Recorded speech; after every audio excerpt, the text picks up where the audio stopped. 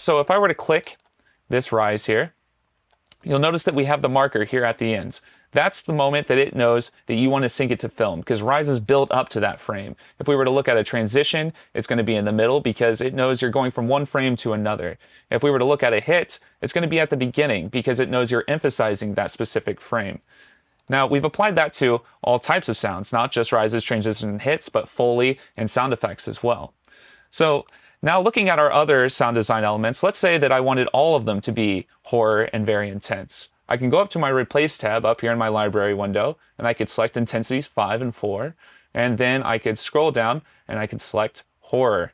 Now we can just select all of our other sound design regions. We can press Command R, and we've instantly created a new pass. I can press Command R over and over, instantly creating entirely new compositions of intense horror sounds of sound design. So let's go back and listen to this.